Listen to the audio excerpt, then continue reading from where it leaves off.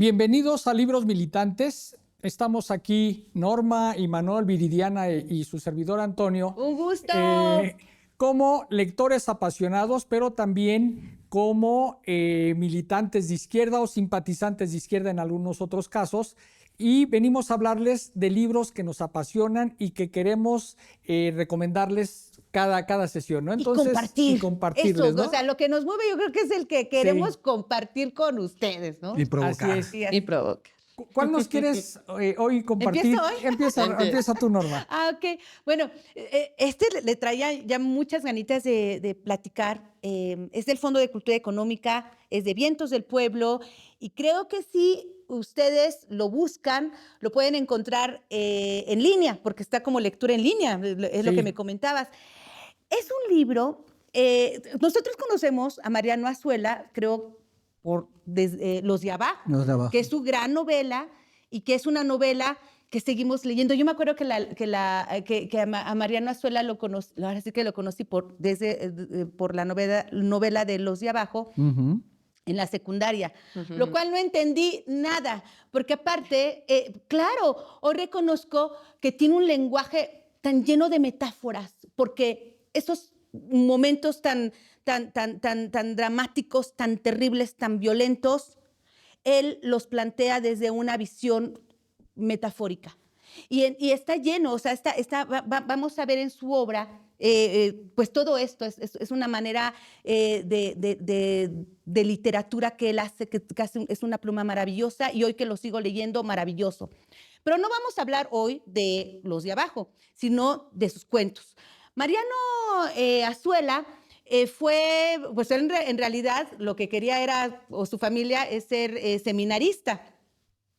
Es hijo de unos comerciantes y que, bueno, pues a buena hora, en buen momento, se dio cuenta que lo que a él le apasionaba no solamente era la literatura, sino la medicina. Y ahí está uno de los escritores médicos que la medicina le ayudó también a encontrar esto que sucedía en su entorno y todas las injusticias que también estaban allí enfrente.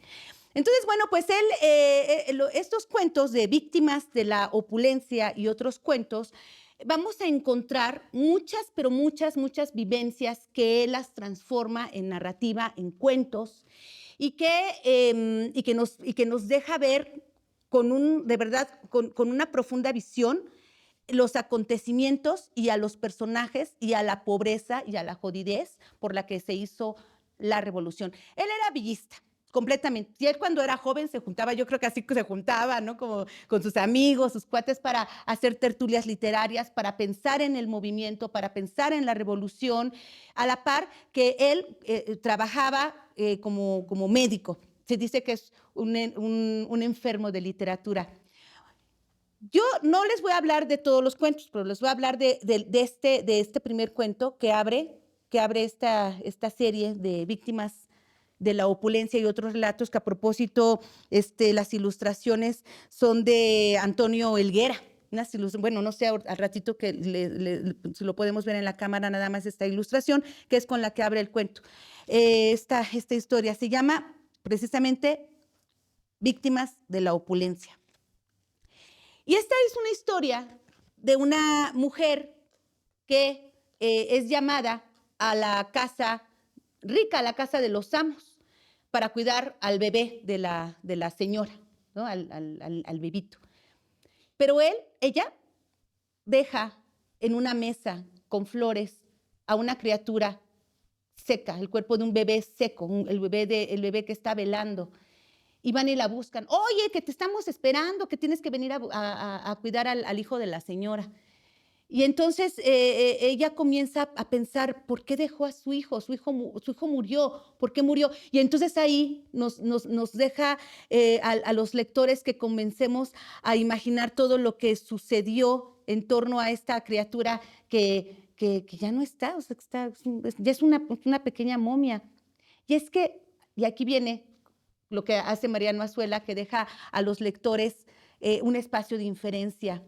Este bebé fue dejado ahí por presión por presión del marido, oye, es que los amos nos han hecho un montón de favores, pues voy a cuidarles a la criatura. El hambre, tal vez voy a estar mejor y voy a ganar. Entonces parece ser que deja al bebé por mucho tiempo, a su propio hijo, lo deja morir de hambre, de abandono, para ir a cuidar al bebé de la señora. Y en ese momento, cuando ella llega un momento en el que frente a esa criatura, a ese bebé, llega un momento de lucidez, de una lucidez de injusticia social, y dice, ¿por qué dejé a los míos? ¿Por qué dejé al mío? ¿Cómo es posible? O sea, dejé a mi bebé para venir a amamantar a un bebé que a la señora no le importa alimentarlo, porque a ella lo que le importa es no perder la figura, y yo he dejado al mío y he dejado a los míos para... Y entonces, junto con el lector, se te parte el alma, porque abandonó, porque hasta dónde estuvo el límite para poder dejar morir a lo tuyo.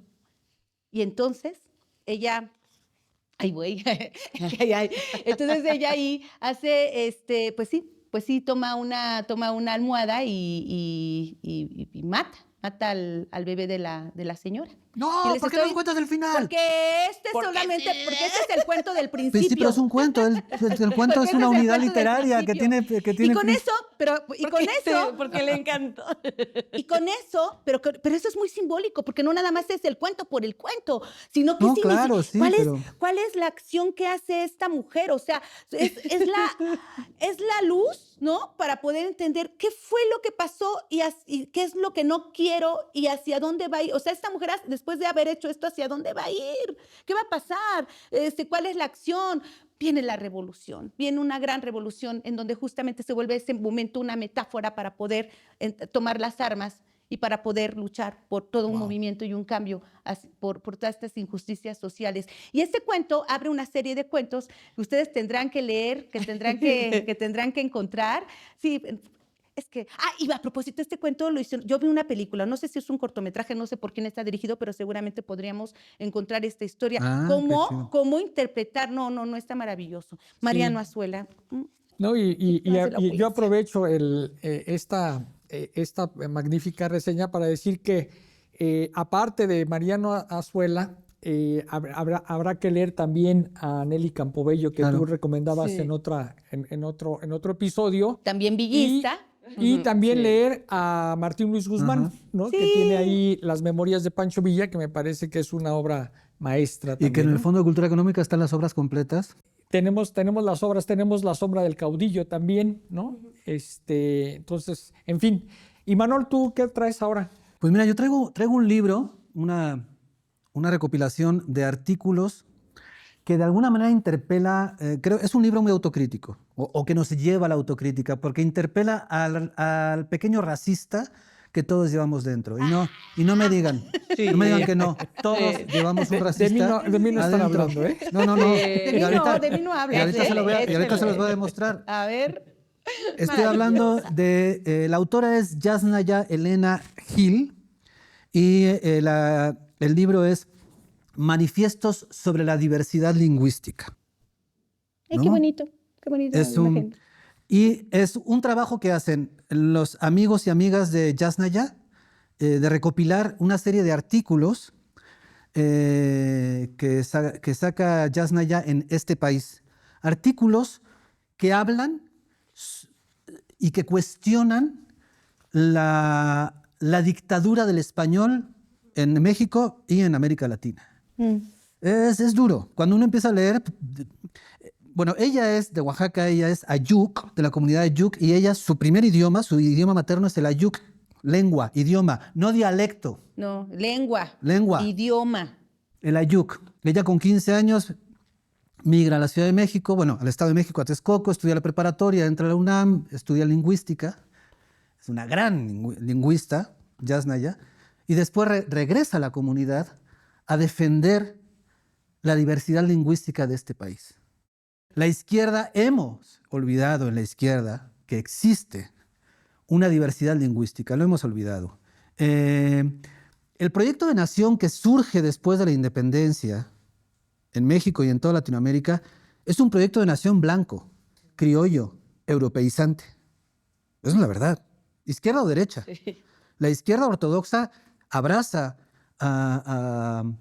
el proyecto europeizante que se desprende de la izquierda y del marxismo. Esto lo entiende muy bien el Che Guevara, por eso las contradicciones que tiene con Marx y con el marxismo, el Che Guevara, porque el Che Guevara recorre Latinoamérica y conoce las comunidades y conoce a los pueblos originarios y sus problemas, etcétera. Y es médico. Y es médico, exactamente. Como Mariano Azuela. Pero bueno, volviendo al libro. El libro, ella parte de su experiencia como hablante de la Yuk. Insisto, es su lengua materna. Ella se educa los primeros años en la Yuk. Y va contando en diferentes artículos, con mucho sentido del humor, de manera muy amena y divertida, pero al mismo tiempo que deja ver una realidad muy bestia, y es la discriminación que sufren permanentemente en este país las personas que hablan lenguas originarias. Que prefieren no hablarlas. Porque ha habido un trabajo vertical desde el poder de imponer. Hay una dictadura del español. Y, por ejemplo, en uno de los artículos habla de cómo ella, cuando llega a la Ciudad de México, descubre que ser maestro bilingüe en la Ciudad de México paga más. Pero claro, dice, bilingüe inglés. Dice, pero en mi comunidad hay un montón de maestros bilingües que educan en Ayuk y que educan en español y que son peor pagados. Y entonces ahí descubre que el bilingüismo en México hace referencia al inglés. ¿Inglés? Nunca a los idiomas originarios, ¿no? Y de esta manera, que al mismo tiempo es divertida, muy irónica, es enormemente irónica, ella escribe muy bien, es una escritora tan amena, pero tan aguda además, nos va haciendo conciencia, uno va leyendo y se va dando cuenta de lo enormemente discriminatorios que somos respecto de los pueblos originarios y de el instrumento más importante que tiene todo pueblo, que es su idioma, su lengua. O sea, yo puedo reconocer los derechos de los pueblos indígenas, pero si no reconozco su derecho, no solamente a hablar su idioma, a ser educado en su idioma, a trabajar en su idioma, a tener una justicia que hable su idioma, a tener un sistema de salud que hable su idioma, si yo no reconozco todo esto, yo no estoy reconociendo nada. Estoy diciendo, sí, cara a la galería, bravo, sí, los pueblos indígenas, los pueblos originarios. Ahí tenemos grandes museos construidos en torno a nuestro pasado glorioso indígena. Y sin embargo, cotidianamente ejercemos una brutal discriminación contra los pueblos originarios, especialmente al no reconocer una nación, un país que no es monolingüe, que es plurilingüe. Y no lo reconocemos, nos cuesta un montón. Y por eso digo, este libro nos llega, nos sacude y nos obliga a reconocer a este pequeño racista y discriminador que todos, todas y todes tenemos dentro. Es un libro delicioso, vale mucho la pena. Ahorita que comentabas eso, que somos polibilingües. Plurilingües, somos una nación plurilingüe. Sí, es muy importante. O sea, en términos reales, en términos de Estado, no, no sí, se reconoce este plurilingüe, ha costado mucho. Que lo que nos toca a nosotros desde la literatura o quienes estemos trabajando en editoriales, etcétera, es crear también la literatura en estos idiomas, en estas lenguas. Sí. Porque también, entonces, no hay una empatía, ¿no?, con esta situación, porque es también negar de que, bueno, hay que escribir en castellano, ¿no? O hay que traducir los que vienen de otros países, ¿no?, de franceses o ingleses, alemanes, no sé, que son los que hay que traducir, pero creo que también tenemos una tareota de traducir a estas lenguas. Se está haciendo, y nada más decir, la literatura en lenguas originarias no solamente es Nezahualcóyotl. No. Hay en la actualidad, hay mujeres, poetas, narradoras de pueblos originarios que están haciendo una literatura. Sí. No sé, pienso en Elvis Guerra, que es un poeta de Oaxaca, que además es les asume como mushe, ¿no? Sí. Bueno, escribe una poesía brutal, actualísima, modernísima, en su idioma originario, pues ¿no? Pienso, por decir, nuestra querida Nadia López. Nadia López, Elvis Guerra. Susi Benzulul, que tiene un libro bilingüe en tzotzil y en español, que se llama Mujeres Olvidadas. Mujeres Olvidadas. Es un libro desgarrador profundo y de una musicalidad impresionante, porque también algo que tienen nuestras lenguas originarias es que son hermosísimas cuando las escuchas. Es decir, sonoramente son musicales, son muy buenas. Y esto que decía Imanol, hay tal producción de poetas en lenguas originarias que el Fondo de Cultura Económica publicó una gran antología de Hermann Bellinghausen. Sí, gran trabajo. Que es un trabajo monumental que yo recomiendo mucho porque ahí pueden repasar no menos de 60 poetas en lenguas originarias fundamentales para la literatura contemporánea, porque además además hay otro tema. Han sido discriminados, pero su calidad de escritoras, su calidad literaria está sobrepasando a los que escriben en español. Totalmente. Esto. Es verdad eso, ¿eh? Sí. Es impresionante. Sí, yo creo que más allá de una traducción así tal cual, se necesita empezar a comprender toda la cosmogonía de los pueblos originarios y que estas voces son bastante poéticas relacionadas con lo visual, con lo sonoro y con diferentes maneras de leer el mundo. Yo sí, bueno, en estas lecturas que tenemos, ves cómo la relación con la tierra, con el viento, con el agua, pues toda la naturaleza se vuelve única. Sí, de acuerdo. Pero también tú cuando lees a los poetas en lenguas originarias, también te hablan de cómo llegan los militares o cómo han llegado los militares a sus comunidades y han violado a las mujeres y han asesinado a los hombres. También te hablan de eso. Te hablan de realidades que para nosotros nos están muy lejanas. O sea, además de esta parte de la relación, esta parte romantizada un poco de la literatura en lenguas originarias que tiene que ver, también habla de realidades brutales provocadas por el propio poder político y económico contra los pueblos originarios. Sí. Te hablan de los desplazamientos, te hablan del miedo. El miedo. Ahorita se me fue Rogelio, se me fue el apellido. Tiene un poema que habla del miedo de que deja a su mujer sola y de que lleguen los militares y lo que le puede pasar a su mujer. Entonces, también te habla de realidades brutales, además de la relación que puedan tener con la naturaleza, etcétera, que es muy diferente a la que nosotros tenemos, por supuesto, y ojalá tuviéramos un poquito de eso, pero también habla de realidades políticas, sociales muy cabronas. Sí. Y Manuel, pero también, bueno, perdón, más no quiero extender más, pero también hablan acerca de eso que tampoco en su lengua está visibilizado. Por ejemplo, con Susi cuando platicaba... Perdón, Rogelio Guerra, ya me acordé. Con Susi cuando platicaba, ella hablaba de que, por ejemplo, habían ciertas violencias también por usos y costumbres, que finalmente los más vulnerables son las mujeres y los niños. Y que no hay una manera de nombrar. Entonces, por eso me parece importante que todas esas lenguas dialoguen a la vez para encontrar formas de expresar eso que no se puede expresar en ese idioma. Que lo mismo ha sucedido en el castellano. O sea, el castellano también se ha nutrido de todas esas lenguas. Creo que no se debe de dejar pasar estos diálogos entre estos idiomas que tiene nuestro país o América Latina. Súper. Viri, ¿qué nos recomiendas hoy? Pues miren, yo les traje el día de hoy Al sur de la Alameda, que es una novela gráfica. Me encanta porque la escribe Lola Larra. Y Lola Larra es una escritora chilena. Ella se va exiliada junto con su familia a Venezuela. Entonces, en su descripción ella dice, soy chilena con un poquito venezolana y una pizquita de España, porque después se va a España y desde allá escribe.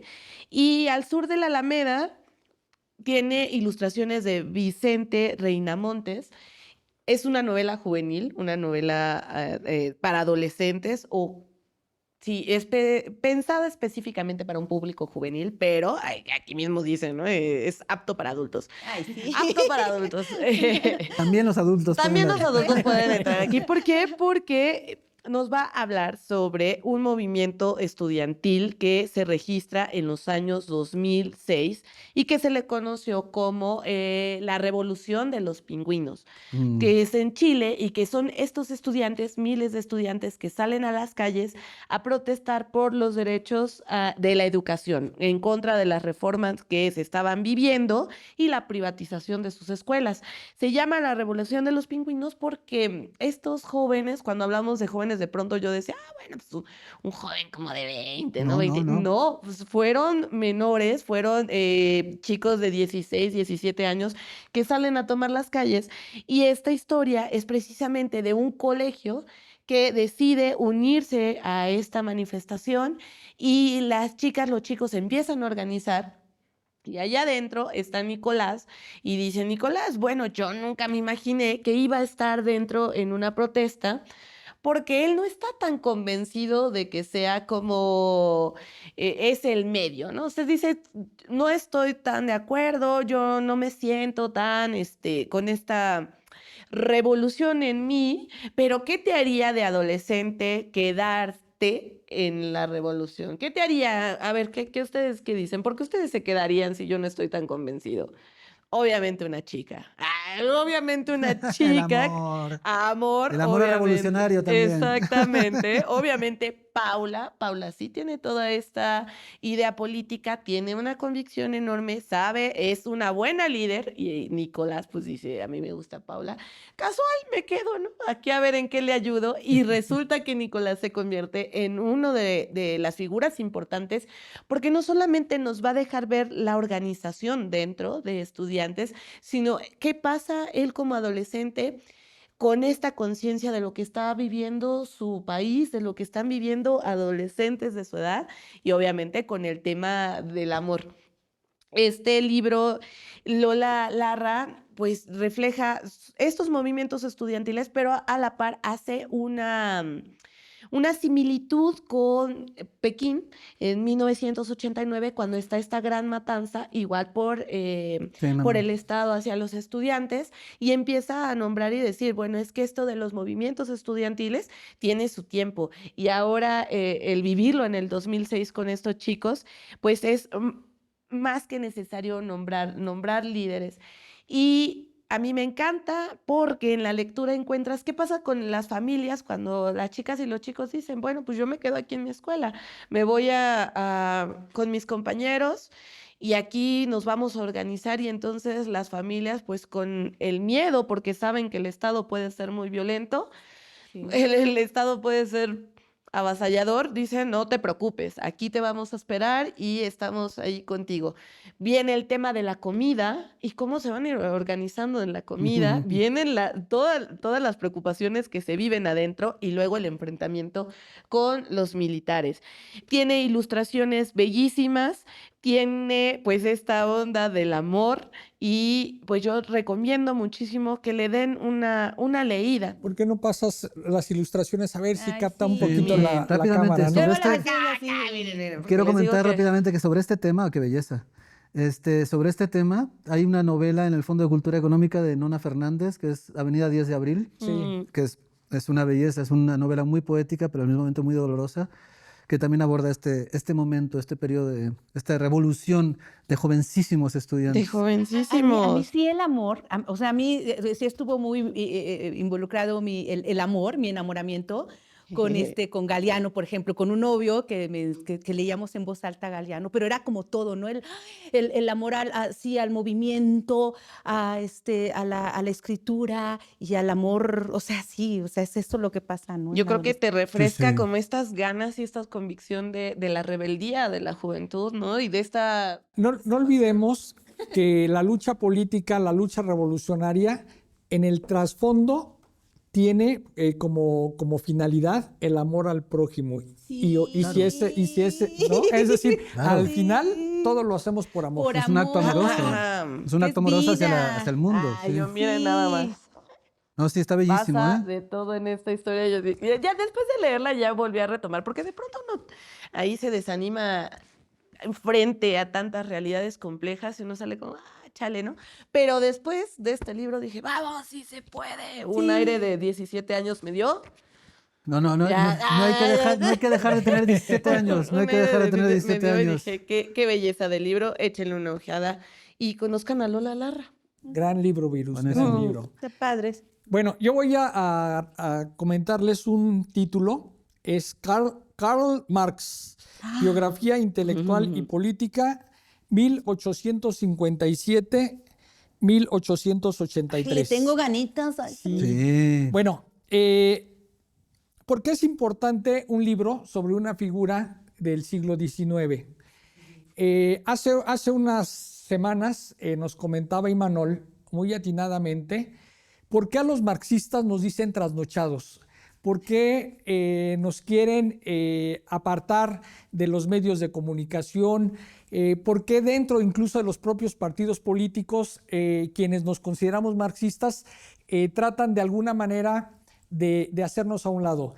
Imanol decía algo bien importante, porque Marx es el antídoto contra el capitalismo, la explotación y sobre todo es la hidra de la lucha contra la gente que está de alguna manera o desposeída o explotada. Bueno, decía Imanol, ¿cómo podríamos entender el mundo contemporáneo?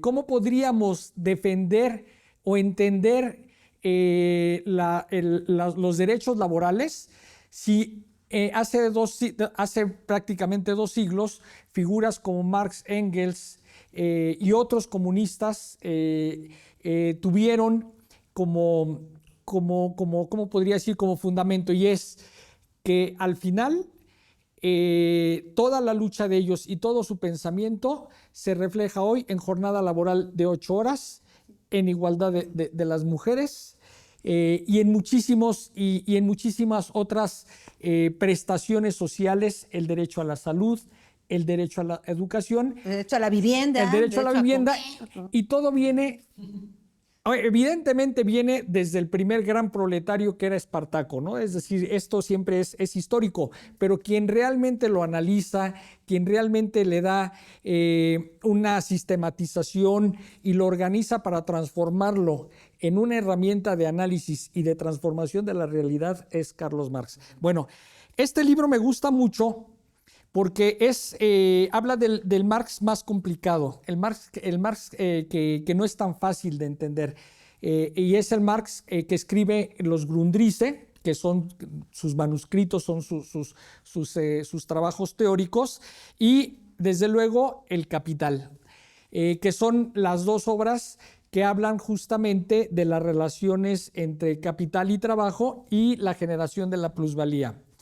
Pero que es muy atractivo del libro, que no nos pierde en teorías económicas, sino nos va diciendo cómo vivía Marx y cómo fue su vida en este periodo muy productivo y cómo fue también la relación familiar para poder llegar a tener esta gran obra por producir. El libro nos habla de sus condiciones médicas. Marx estaba en condiciones de mucha precariedad económica, con muchos problemas de salud, prácticamente en el exilio permanente porque lo corrían de todos los países y además con muchísimos acreedores. Cuenta Marcelo Musto, que es un sociólogo e historiador italiano, cómo tocaban a la puerta los acreedores, el carnicero, el banco, y siempre estaban la familia Marx en situaciones de desahucios, los querían siempre correr de los lugares donde vivían.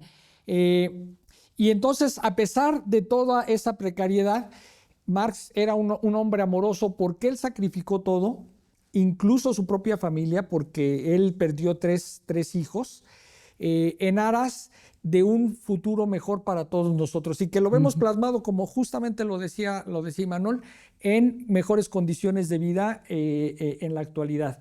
Pero también con una tarea, y es qué vamos a hacer hacia adelante, ¿no? quiero decir que una última cosa muy relevante del libro es que aquí se demuestra que detrás de todo gran hombre hay una gran mujer. No, al lado. Mejor, Al lado de un gran hombre. Al lado, hay una eso, gran mujer. al lado estaba Un gran hombre. Jenny von Westphalen, que era su O al su revés. esposa, pero también no solo una gran mujer, sino también al lado de un gran amigo como fue Federico Engels, que despide a Marx de la siguiente manera cuando Marx muere. Porque Marx era, antes que nada, un revolucionario, y por todo ello Marx fue el hombre más odiado y calumniado de su tiempo. Los gobiernos absolutistas y republicanos lo deportaron de sus territorios y murió amado, reverenciado y llorado por miles de camaradas revolucionarios, de las minas de Siberia a California, en todas partes de Europa y los Estados Unidos. Y me atrevo a afirmar que, aunque tuvo quizás muchos opositores, no tuvo un solo enemigo personal. Su nombre perdurará a través de los siglos, lo mismo que su obra. Así es. Pues bueno, Nos vamos. nos Ya, vamos nos de vamos. Libros Militantes, Nos pero vamos nos con vemos Marx. en el Bueno, esto fue el próximo libro episodio. de Libros Nos vemos Militantes. Hasta luego. Para la otra, si me cambio ya.